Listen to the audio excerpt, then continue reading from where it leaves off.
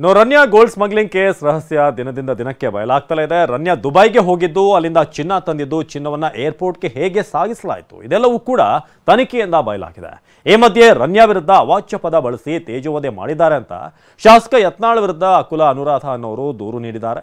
ಬೆಂಗಳೂರಿನ ಹೈಗ್ರೌಂಡ್ಸ್ ಠಾಣೆಯಲ್ಲಿ ಎಫ್ಐಆರ್ ದಾಖಲಾಗಿದೆ.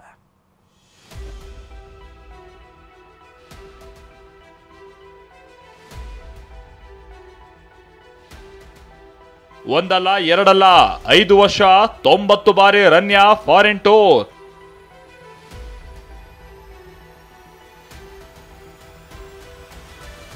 ದುಬೈ ಟೂರ್ಗೆ ಡ್ರೆಸ್ ಕೋಡ್, 24 ಗಂಟೆಯೊಳಗೆ ಡೀಲ್. ರನ್ಯಾ ಸ್ಯಾಂಡಲ್ವುಡ್ ನಟಿ. ಗೋಲ್ಡ್ ಸ್ಮಗ್ಲಿಂಗ್ ಕೇಸ್ನಲ್ಲಿ ತಗಲಾಕೊಂಡಿರೋ ಈ ಬಿಸ್ಕಟ್ ಬ್ಯೂಟಿ ಈಗ ಪರಪ್ಪನ ಅಗ್ರಹಾರ ಸೇರಿದ್ದಾರೆ. ಸ್ಮಗ್ಲಿಂಗ್ ನ ಜಾಲ ಭೇದಿಸ್ತಾ ಇರುವ ಡಿಆರ್ಐ ಅಧಿಕಾರಿಗಳು ಸ್ಫೋಟಕ ರಹಸ್ಯವನ್ನ ಬಯಲಿಗೆಳೆದಿದ್ದಾರೆ. ರನ್ಯಾ ಎಲ್ಲಿಂದ ಎಲ್ಲಿಗೆ ಹೋಗ್ತಿದ್ಲು, ಹೇಗೆ ಹೋಗ್ತಾ ಇದ್ಲು, ಹೇಗೆ ಡೀಲ್ ಮಾಡ್ತಾ ಇದ್ಲು ಅನ್ನೋ ರಹಸ್ಯ ಭೇದಿಸಿದ್ದಾರೆ.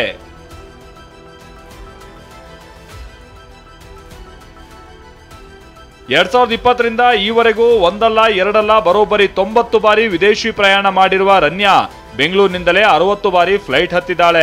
ಮುಂಬೈನಿಂದ 25, ಚೆನ್ನೈನಿಂದ 2, ಹೈದರಾಬಾದ್ನಿಂದ 2 ಮತ್ತು ಕೋಲ್ಕತ್ತಾದಿಂದ 2 ಬಾರಿ ವಿದೇಶಕ್ಕೆ ಹಾರಿದ್ದಾಳೆ.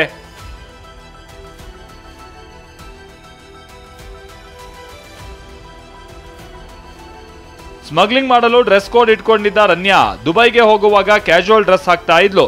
ಬರುವಾಗ ಜೀನ್ಸ್ ವಿತ್ ಜಾಕೆಟ್ ಧರಿಸ್ತಾ ಇದ್ಲು. ಜಾಕೆಟ್ ಇಲ್ಲದೆ ದುಬೈನಿಂದ ಬೆಂಗಳೂರಿಗೆ ಕಾಲಿಡ್ತಾ ಇರಲಿಲ್ಲ. ಇದಕ್ಕಾಗಿ ಡಿಸೈನರ್ಸ್ ಮೂಲಕ ಜಾಕೆಟ್ ಮಾಡಿಸ್ಕೊಳ್ತಾ ಇದ್ಲು. ಜೀನ್ಸ್, ಜಾಕೆಟ್, ಕೂಲಿಂಗ್ ಗ್ಲಾಸ್ ಹಾಕಿ ಏರ್ಪೋರ್ಟ್ ನಿಂದ ಎಕ್ಸಿಟ್ ಆಗ್ತಾ ಇದ್ಲು. ಪ್ರೋಟೋಕಾಲ್ ಉಲ್ಲಂಘನೆ ಆಗಿಲ್ಲ ಎಂದ ರಾಮಚಂದ್ರ ರಾವ್. ಮತ್ತೊಂದು ಕಡೆ ಪ್ರೋಟೋಕಾಲ್ ಉಲ್ಲಂಘನೆ ಬಗ್ಗೆ ಹೆಚ್ಚುವರಿ ಮುಖ್ಯ ಕಾರ್ಯದರ್ಶಿ ಗೌರವ್ ಗುಪ್ತಾ ತನಿಖೆ ಚುರುಕುಗೊಳಿಸಿದ್ದಾರೆ. ರನ್ಯಾ ರಾವ್ ಮಲತಂದೆ ರಾಮಚಂದ್ರ ರಾವ್ಗೂ ವಿಚಾರಣೆಯ ಬಿಸಿ ಮುಟ್ಟಿದೆ. ನಿನ್ನೆ ಸಂಜೆ 5 ಗಂಟೆಗೆ ವಿಚಾರಣೆಗೆ ಹಾಜರಾಗಿದ್ದ ಡಾಕ್ಟರ್ ಕೆ ರಾಮಚಂದ್ರ ರಾವ್ ಎಲ್ಲಾ ಪ್ರಶ್ನೆಗೂ ಇಲ್ಲ ಅಂತ ಒಂದೇ ಉತ್ತರ ನೀಡಿದಾರಂತೆ. ಆದ್ರೆ ಏರ್ಪೋರ್ಟ್ ಪೊಲೀಸರ ಹೇಳಿಕೆ ಮುಂದಿಟ್ಟು ಹಲವು ಪ್ರಶ್ನೆ ಕೇಳಿದಾಗ ಪ್ರೋಟೋಕಾಲ್ ಉಲ್ಲಂಘನೆ ಆಗಿಲ್ಲ, ಮಗಳ ಕೇಸ್ಗೂ ತಮಗೂ ಸಂಬಂಧ ಇಲ್ಲ ಅಂತ ಹೇಳಿದ್ದಾರೆ. ಚಿನ್ನ ಸಾಗಾಟದಲ್ಲಿ ಏರ್ಪೋರ್ಟ್ ಸಿಬ್ಬಂದಿ ಭಾಗಿ. ಏರ್ಪೋರ್ಟ್ ಸಿಬ್ಬಂದಿ, ಚಾಲಕ, ಪೊಲೀಸರ ಹೇಳಿಕೆ, ರಾಮಚಂದ್ರ ರಾವ್ ವಿಚಾರಣೆ ನಡೆಸಲಾಗಿದ್ದು ಯಾವುದೇ ಕ್ಷಣದಲ್ಲೂ ವರದಿ ಸಲ್ಲಿಕೆಯಾಗಲಿದೆ. ಈ ವರದಿಯಲ್ಲಿ ಚಿನ್ನ ಸಾಗಾಟದಲ್ಲಿ ಏರ್ಪೋರ್ಟ್ ಸಿಬ್ಬಂದಿ ಭಾಗಿಯಾಗಿರೋ ಬಗ್ಗೆ ಉಲ್ಲೇಖ ಇದೆ. ರನ್ಯಾ ಕೇಸ್ನಲ್ಲಿ ಏರ್ಪೋರ್ಟ್ ಸಿಬ್ಬಂದಿ ಭಾಗಿಯಾಗಿದ್ದು ಸತ್ಯ ಅಂತ ಗೌರವ್ ಗುಪ್ತಾ ತನಿಖೆಯಿಂದ ಬಯಲಾಗಿದೆ. ಮಿಸ್ಟರ್ ಯತ್ನಾಳ್ ಸಚಿವರ ಹೆಸರು ಯಾಕಪ್ಪ ಹೇಳಿಲ್ಲ? ಯತ್ನಾಳ್ ಸರ್ಕಾರದ ಏಜೆಂಟ್ ಅಂದ ರೇಣುಕಾಚಾರ್ಯ. ಇನ್ನು ರನ್ಯಾ ಕೇಸ್ನ ಸಂಬಂಧ ಸಚಿವರ ಹೆಸರನ್ನ ಸದನದಲ್ಲಿ ಹೇಳ್ತೀನಿ ಅಂದಿದ್ದ ಯತ್ನಾಳ್ಗೆ ರೇಣುಕಾಚಾರ್ಯ ಡಿಚ್ಚಿ ಕೊಟ್ಟಿದ್ದಾರೆ. ಯಾಕಪ್ಪ ಹೆಸರು ಹೇಳಿಲ್ಲ, ನಿನ್ನ ಬಾಯಿಗೆ ಯಾರಾದ್ರೂ ಬೀಗ ಹಾಕಿದ್ರಾ ಅಂತ ಪ್ರಶ್ನಿಸಿದ್ದಾರೆ.